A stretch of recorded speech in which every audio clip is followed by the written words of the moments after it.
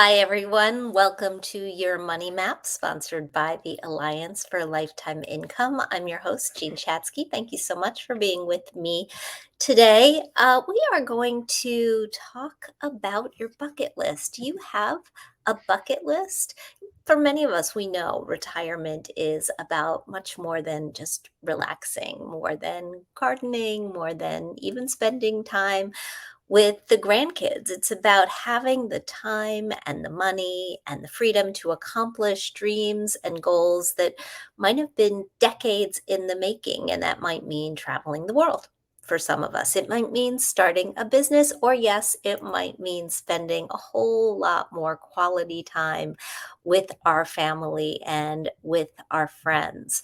And some of us have bucket lists that we don't ever talk about. I lost my father a number of years ago, more than a decade ago now, actually. And one of the things that we realized, my mother was going through a book after he died and found a list. And it was a list of places that he wanted to go and things that he wanted to do. I had always known that he wanted to go back to school and go to law school after he retired, which sadly he never got around to. That was a big bucket list item. But he also wanted to go to Machu Picchu and see other portions of the world and read books that he'd never had time to read and accomplish so many other things that were meaningful to him. And I think a number of us feel that way. So today, if you're watching, as always, we welcome you in this conversation.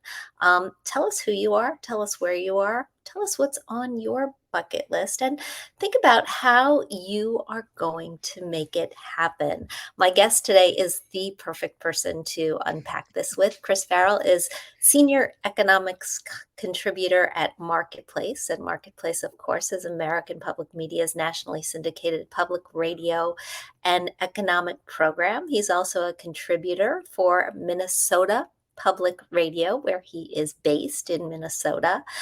He's the host of the Conversations on the Creative Economy, and he's published 5 books on personal finance, the most recent being Purpose and a Paycheck: Finding Meaning, Money, and Happiness in the Second Half of Life. Chris, welcome. Thank you so much for being here with me today. Oh, well, thank you for having me. This is wonderful. So, let me just start by asking a purpose and a paycheck. When you think about the second half of life, and I'm very interested that you didn't say in your retirement, you called it the second half of life. Why focus on those two items? Purpose, the simple definition of purpose is why do you get up in the morning? What brings you meaning? And not just what brings you meaning, but what involves you in something that is bigger than your own needs, your own wants. And so purpose is fundamental. Sometimes people think purpose is a luxury. It's not a luxury. Everybody needs a purpose. And by the way, I use the word purpose. It might be that you have purposes. Sometimes people get intimidated by this notion, I have to have a purpose. What is my purpose? But, you know, we have multiple facets to our personalities. There's different things we do in our life. So you may have multiple purposes, but it's really fundamental. And when you're thinking about the second half of life, it can be, you want to keep that in mind because there has been so much of this conversation of, I'm not so useful, or maybe I'd have nothing to contribute. And you do, you have so much to contribute. And the reason why I say paycheck is that unfortunately, we don't have a really good retirement saving system, and the data as well as I do. There are many people that don't have any retirement savings, so it's good to have some money coming in even during the traditional retirement years. It can make such a difference to your standard of living. And as you can notice from the white hair, I actually can't even say gray hair anymore. I've reached that sort of stage of life where young college graduates, come to me and they'll say, "Look, I know what a job is, but Hmm. what is this thing called a career?" And I'm sure you've had these conversations. They're wonderful. They're idealistic. They want to be independent. They want to make an income, but they really want to make a difference in the world. And then I've had conversations with people 60 something, and gee, it's the exact same conversation. It's about, I want to stay independent. I want to be doing something that, leaves a legacy, is giving back, has meaning. And the only difference between a 20 something and a 60 something, when you're 20 something, time is infinity. You have so Yes. much time ahead of you. When you're 60 something, you're a little more aware that, time's shorter. Yeah, yeah, and it makes it feel a lot more urgent, I think, Yeah. to find that purpose or purposes. Finding those things, as you said, it can be a little bit daunting, which is why I think a lot of us focus maybe not on the purpose straight out of the gate when we are changing things up, when we're deciding that we're going to leave that job or that career that we have had for the last 20, 30, 40 years and do something different or do nothing for a little while. And instead, we focus on our bucket list. We Yeah. focus on these items that have been sort of brewing in the background, wish list items for a long period of time. Do you have a bucket list? Oh, everybody has a bucket list. So I'll give you one of mine, which is, I don't know if you ever saw the James Bond movie when M dies in Scotland, and they're James Bond and M. They're driving in the Aston Martin, and they're in Scotland, and they get out of the car and they look out over this valley, and it is just so beautiful. And the last time I was in Scotland, I was probably 16 years old. And so that is definitely on my bucket list. It's a commitment to get there, stay there for a period of time. And I was thinking while you were talking about your father, my grandfather, who lived in Yonkers, New York, his he had almost been a priest. He was 6 months from being a priest, and then he met my grandmother, and that put an end to that. But he had this dream of just visiting every church, Wow. temple, every religious institution in the New York area. And he visited a lot, but he didn't quite make it. But that was That's his bucket list. that's amazing, and it's very, very personal. Yeah. Scotland has actually been on my list for a while. We're going in September. I've never been, but I've watched an awful lot of shows set there on the BBC, especially during COVID, and so Yes. I'm very, very excited about that. We're starting to get a few comments in. Let us know. Say hi to Adriano, who you are, where you are watching from, if you have a bucket list and what's on it. We would love to know. Also, if you have any questions that you want to ask, we'll weave them into this conversation. Interestingly, a list like that is one of those things that um, a takes some assets to accomplish, but b you can run through um, rather quickly. It once you have a list, you can accomplish the things on that list. And I wonder if you hear from people who've done those items and then think about what's next, which gets you back to this question of purpose. A lot of people. I mean, it's like, taking these dream vacations that you've always wanted to do, or, start writing a memoir, a family history. There's all kinds of things that people can do. But, I was I I was in, outside of Phoenix in a community center. We were talking about unretirement. Unretire, you're being retired, you unretire. This guy gets up and he says, "Chris, here's the thing. You retire, and it is simply it's wonderful. No one's yelling at you. You don't have to worry about being fired. You don't have to worry about fire anybody. And it's 5 o'clock in the afternoon. You have your drink on your patio. It's great. System time passes. Gets to be about 3 o'clock in the afternoon. You're having a drink on the patio, and you're kind of thinking, no one really cares that I'm doing this. And then nothing's bad, but then some more time passes. He says it becomes 1 o'clock in the afternoon. You say, maybe I need to go do something else. And I think a lot of people sort of have that trajectory. And you're absolutely right. And this is where purpose becomes really important, about thinking about what gives me meaning. What is it about life that gives me meaning? What is it about life that, I kind of want to leave this place a better place than it is right now? And if I'm going to be earning an income, if I'm going to take some kind of a job, I want it to be fulfilling for me. and so they may be working for a nonprofit organization. It may be self-employment. Self-employment is huge. Starting your own business. I mean, I think if you look at the numbers, a quarter of people who are 55 years, 55 to 64-year-old age group, you know, it's about a quarter of all of starting all businesses, and that's up from about 15% back in 1997. So That's there's a all big kinds jump. of things. It's a huge jump, and so these things that people are doing, and they still, by the way, they still want to go take their trip to Scotland, or they still want to spend time with the grandchildren, but they're sort of looking for a portfolio of activities that you get up in the morning. You're not going to feel good every morning. Nobody feels good every morning, but you kind of get up in the morning and you know why you're getting up in the morning and you know why you're talking to people and you feel connected. And in our world, I don't know. What do you think? I Nothing think is more feeling important than being connected? nothing is more important than being connected. I was fascinated by the research on how bad, loneliness is for you. Yes. That it is as bad, according to the Surgeon General recently, as smoking. I believe it was 16 cigarettes a day, which is not quite a full pack, but But it's very, getting there. very, very close. Julianne is in Connecticut. She says, I don't really have a bucket list except for having more time to devote to personal fitness and other fun activities. My husband has a dream to tour the country in a sprinter van. That doesn't seem like a dream to me. So we need to find a compromise. One of the things that I think is interesting about this notion of finding a purpose or starting a business or getting another job that gives you purpose or crossing the country in a sprinter van. Yeah. How do you how do you find those things that are meaningful to you? There are a lot of people in this country who don't love what they do every Yeah. day and can't wait actually to the point where they can give up those day jobs and find a little bit of freedom. Asking for something that's meaningful is a bigger ask, I think.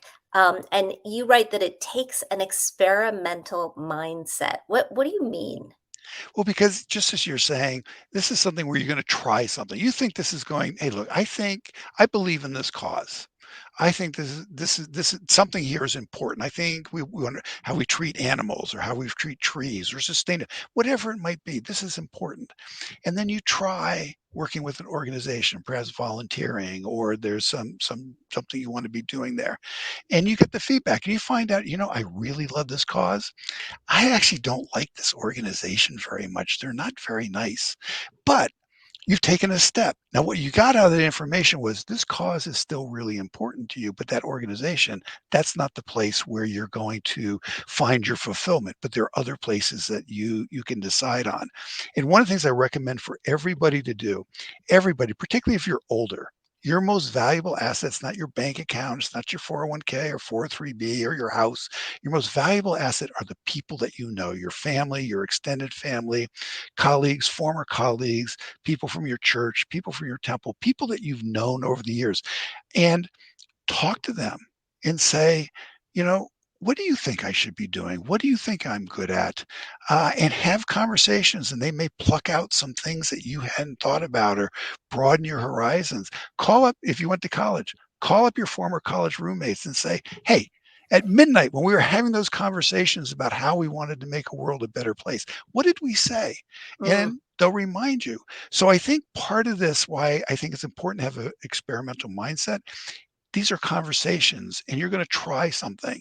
And if it doesn't work out, that's not a failure. That's information. And so you're like an entrepreneur. And one of the things I've had all these conversations with entrepreneurs, and they all say the same thing, that the most important lesson they've ever had is how to say no. Because when you're starting a business, you usually want to say yes to everything, right? I mean, yeah. right? But then they learn you do have to say no because there's all kinds of things you're not that good at doing or you're not particularly interested in, and it takes time away from your business. You have to learn to say no. So I always think, look, be experimental, find out what isn't working for you. That's how you help find out what will work for you. Let's talk about the paycheck component.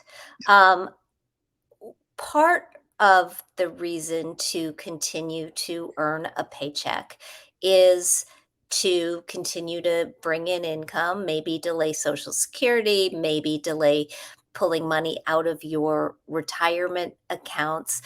But I know you also make the point that it has just the fact that you are continuing to earn money has value. Can you talk about that a little bit? Let me give you an example. I was talking to a gentleman, he'd been an accountant, and, he was retired, and he had volunteered at a bunch of places, and then he was participating in this organization where they would place you in, public agencies, for example, or nonprofit organizations, and you made about, I think the charge was $10 to $15 an hour.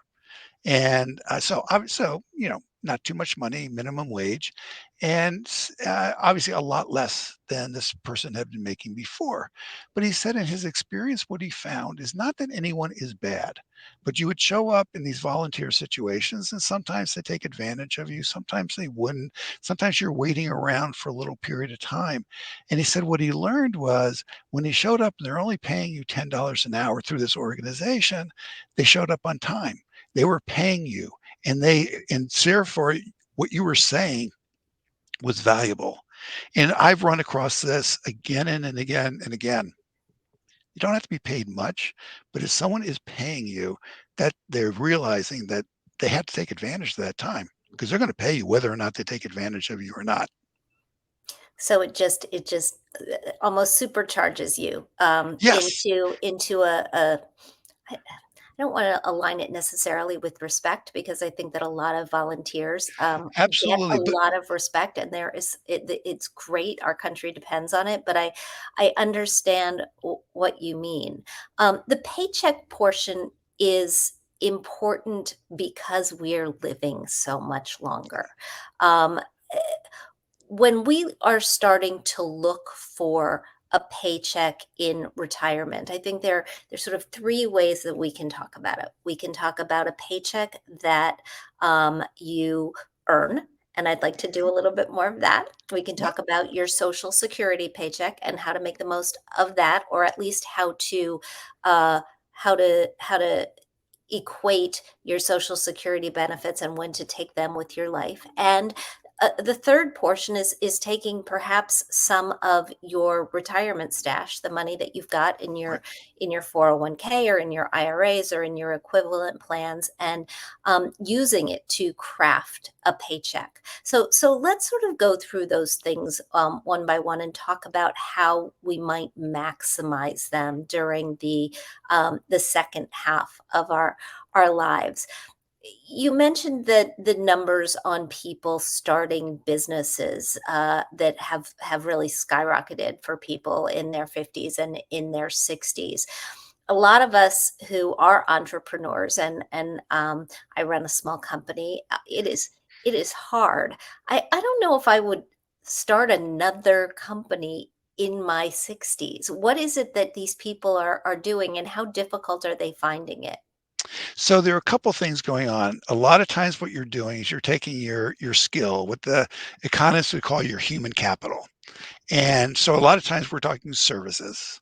And you were in marketing, public relations at an organization, a company. And then you leave, you retire, and then, you go back to that company because they don't want their payroll to grow too big because they don't wanna have to lay off people, but they got some periods of time where there's a demand. They know who you are, they know your skills, they know they can rely on you. All of a sudden, you have a little business right now. And then you might have an informal partnership with somebody who is a graphic designer, and she picks up or he picks up a little bit of business but needs some writing. Well, all of a sudden you got a little business here. So a lot of it is taking your skills, and your knowledge, and turning it into a small business, and I would emphasize small.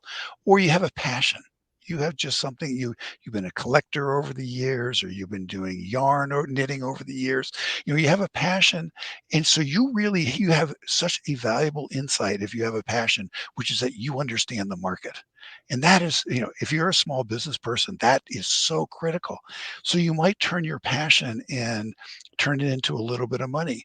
I interviewed one is a school teacher and were a school administrator in Oregon, and they were building a retirement business. They were still working, building a retirement business on the side involving lavender.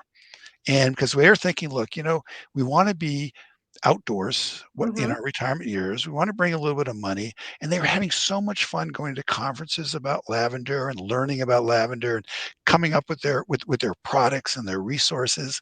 Um, but they weren't gonna make much money doing it, and at that point where they needed to walk away from it, they weren't using terms like scalability or, Right. "This is a scalable idea. We're gonna be working 24/7." But it kinda it's more of a lifestyle than it is you're still earning an income. You still want more coming in than's going out. I mean, that is absolutely critical, but I think it's like, "Let's take it down a notch. Let's relax it a little bit." But again, you're still using your knowledge, your skills, your experience, and you're bringing income. And if you with this lavender business, they were having a blast. Yeah. Yeah, and I imagine using your network, right? Even if That's you right. can't go back to the company that you retired from, you probably have colleagues or you have people who have spread their wings. You and I both have been in personal finance circles long enough that I think we probably know people at every Yeah. personal finance publication. So if I wanted to freelance and hang out, do some writing, I probably could spread my wings in that way. And I think there is an element of satisfaction that comes from the feeling that you can continue to earn a paycheck. At least for me, I feel that way. Yeah. Because a lot of times, people may not like their company, they may not like their management, but they like what they do. They like the skill. They like the interaction. And so it's just sort of thinking about it that way. I mean, that's one way. There are other ways. So you could try, you're not sure you want to do the self employment thing? Well, maybe do a little gig economy work. See what it is, because there's a platform there that does a lot of the work for you. It's not a great income, but it will give you an idea. Do I like this kind of work? The advantage of a lot of the gig economy work as you get older, it's very flexible. If you don't Mm. turn on the platform, you don't have to you're not working. If you turn on the platform, you probably will get some job offers. Now, whether it's worth it, again, that's an open question. But again, I think these are things worth exploring. Yeah, no, absolutely. My stepbrother and his husband are both, well, one is retired, one is not.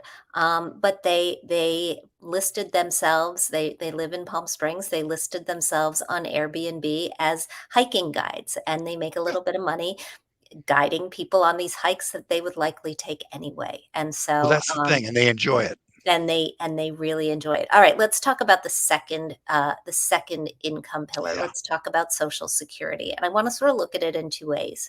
Often, when we talk about Social Security, we talk about how do you maximize the amount of money that you are going to be able to get from Uncle Sam. But I was in touch with a woman recently who was looking at maximizing her quality of life. She's married to a man who's 8 years older than she is. Um, he is already retired, although he hasn't drawn Social Security yet. She is just 60, so she can't draw it quite yet. But she watched her older sister, who was also married to a man about 10 years older than she was, wait until 67 full or 66 full retirement age in order to draw Social Security to maximize her payout. And then her husband died right after she started taking her benefits, and she felt like, why did I wait all this time? We didn't have the time that we wanted together. So I guess my question is, how do Social Security is the most valuable benefit that many of us will receive. It is for a lot of us the bedrock of our retirement income. How do you figure it out? Yeah, so let's start with the individual, and then we'll go to the married. So for an individual, I mean, you can't outlive that benefit, and it adjusts to inflation. So it is incredibly important. And the maximum benefit is if you file at age 70, and then the minimum benefit is age 62. And so the way that I like to think about it, there you want to say, let's start at age 70. Age 70 is when you should file for Social Security. But here's the thing, you have an aging parent. You're taking care of that aging parent. You've had to quit work. Well, and you're 62 years old. And it may be the best thing you could do is file for Social Security so you can take care of that aging parent. Or your body has given out in certain ways that you can't really earn an income. You're really dealing with some disabilities or cognitive decline, and you're age 64. File for Social Security. The wonderful thing about Social Security is that you can file at age 62, 63, 64, depending on your circumstances. But start at your maximum benefit, which would be age 70, and then work your way down depending on your individual circumstances. Now, with marriage, there's an additional twist here, which is if the husband who's 8 years older hasn't filed for Social Security, you know, she can file for Social Security and then he can file for Social Security later. And then because there's a married couple, I mean, there are ways you can use the the the the marriage can help you maximize your Social Security benefit, because there, what the real question there is, if the odds are the husband is going to die first, I mean, those are just the odds, not trying to be cold here, but those are the odds. So if the husband does die first, you want to make sure that she can get the maximum benefit, right? So there's sort of like a different set of questions, but for the individual, it's start at age 70, but look at your circumstances. There are lots of good reasons why people can file earlier or should file earlier. The third piece of that paycheck is, trying to craft an income out of your own retirement savings, and unfortunately, we don't live in a world where most people get a pension anymore. It's Yeah. just not the way it is, the way it was for our parents and some of our grandparents. We have to do it ourselves. And that means for years and decades saving money in a 401k or an IRA, and then figuring out how to use that money and make it last as long as we do. One of the solutions that we talk about a lot on this program is taking the money, or at least some of the money, a chunk of the money, and using it to buy a paycheck, essentially, to fund an annuity that will provide a guaranteed stream of income for the rest of our lives. We don't do it with all the money, because you need some of that money continuing to work for you to keep up with inflation and to provide rate growth.